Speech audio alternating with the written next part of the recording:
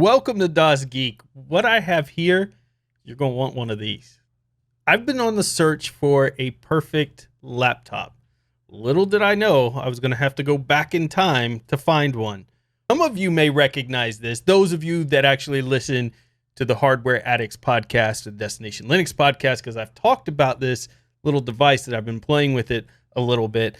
But now we're going to get into the video. I'm going to give you the details here. What I'm looking for in the perfect PC laptop, meaning not an Apple. And unfortunately, a lot of these things Apple's been doing for a long time. But a lot of the PC manufacturers, the ones who make something for Windows or Linux, they're either copying the wrong things like soldering their RAM, like Apple does with everything in their components, or they're giving you a standard 1920 by 1080 screen in your laptops, crappy keyboards, crappy speakers, those type of things. So my perfect laptop, it's got to be at least 2K to 4K resolution, but with great color production and a lot of brightness. I like to watch videos on this. I like to make sure the videos that I'm editing are clear and crisp, although rarely does that happen. But that's because I haven't had a good PC, you see, that had a good screen. And I need a great keyboard while I'm typing. It needs to be backlit keyboard. This has all of that. It has to have a great trackpad. So many companies fail here with their laptops. Tiny little trackpad, plasticky trackpad, trackpads that when you push in, they kind of indent super far into the machine. So you know eventually that's just going to wear out and get stuck. It's just something that's kind of like an afterthought. I need an aluminum frame, an all aluminum hardy body. It just feels right in the hands when you have something that's made of metal. No keyboard flex when I'm pushing down on it. Thin and light. Thunderbolt 3 so that I can add an eGPU and do some additional gaming with it. Backlit keyboard we already mentioned, but also the most important thing, fully repairable. I can get in there, pull out the SSD NVMe if I need to. I can do basic repairs on this machine without having to desolder something in order to repair it.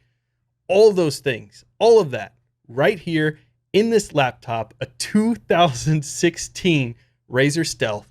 Let's get into it.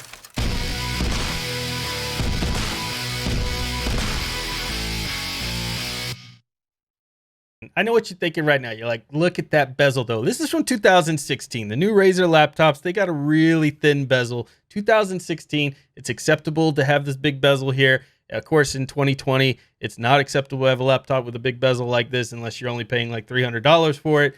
But this one, 2016, we're going to accept it because you get a 4K display in here. That's 3840 by 2160. We're running Fedora 33 on here. Now, Fedora does not run perfectly out of the box on this machine. Linux does not run perfectly on the box on this machine. So we'll get into that in my next video of how you get Fedora working perfectly on this, because it's not a lot of work to get it done. You just follow the video. We'll have you there. 100% Adobe RGB, 12.5-inch IGZO display. What does that mean? Well, it means that it's a lower power than IPS, but just as high on the brightness scale as an IPS screen.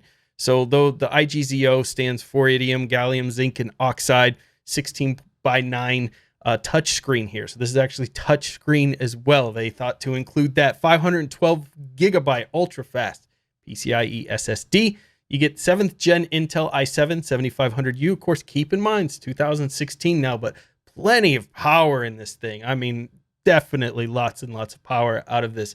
You've got, of course, 16 gigabytes of dual channel onboard memory. You've got Thunderbolt 3 here. So if you want an eGPU hooked up in this, you can do that too. And anti-ghosting keyboard. So not only did they spend time focusing on the keyboard, making a really nice typing experience, but they also took time to make sure and do testing around anti-ghosting. Anti-ghosting means if you're typing really fast and the keyboard can't register all of the keys if you press them simultaneously. So anti-ghosting is making sure as you're pressing those keys, you're typing really fast, that the keyboard can keep up. You see that in really fancy mechanical keyboards like what Razer would sell. And they have that here. So the screen is bright and gorgeous. The trackpad is decent. Is it as nice as Apple Glass trackpad? No, but it's big and it feels good. It's smooth, has nice depression. It doesn't depress all the way in. It's very, very nice. The speakers.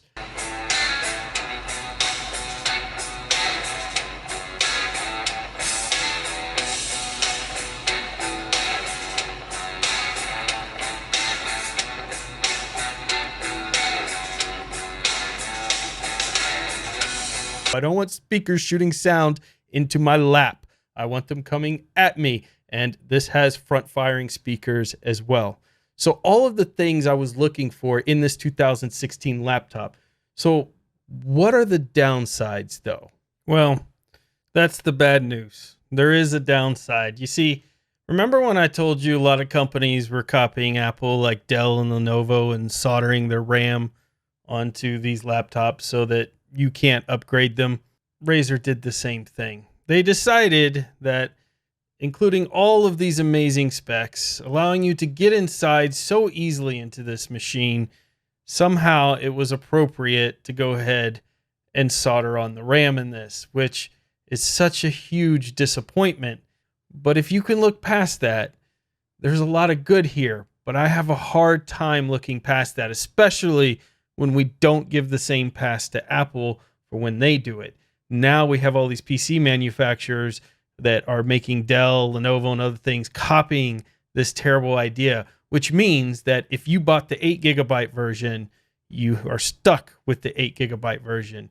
And that also means that when 8GB becomes obsolete in the laptop world, that these things will be sitting in a bunch of landfills, likely because that's what people do with stuff, instead of somebody being able to bring them back to life and make them useful again. And that's just a shame. Razer, shame on you. Upgradable RAM, especially when you're doing a gaming enthusiast laptop. You know better than that. You know better than that. Don't let me catch you doing that again. There's some good news here, though. Look, you can actually use the Infinity Gauntlet to type on the keyboard in the small form factor because they space the keys out that well. That's my point, is there's so much attention to detail. Even the emblem glowing, being laser etched and not just some sticker. So many things done right. Like somebody who really was a laptop enthusiast helped design this. And then they must have fired him for their new machines, in which they're putting in many of them just 1920 by 1080 full HD screens instead of 2K or 4K. And of course they're like, oh, but we've got more hertz. It's 120 hertz. So now it's $4,000. Unbelievable. Anyways, this was such a great attempt by Razer. I hope they go back to the drawing board. The engineers that were involved in designing this, put them front and center. Fix things like not backlitting your secondary keys. Don't solder on crap that's just annoying. And shrink the bezel. You'll have nearly the perfect PC out there of likes we have not seen since the original Sony Vios. Anybody remember that? If you do, hit me up in the comments. A huge thanks to DigitalOcean, to Bitwarden for sponsoring this video. Bitwarden's the best password manager in the world, and DigitalOcean, we're going to do all kinds of cool stuff with them and the Tor router, so be on the lookout for those videos. Again, thank you for watching. Hit that subscribe button and get out there and fill your brains.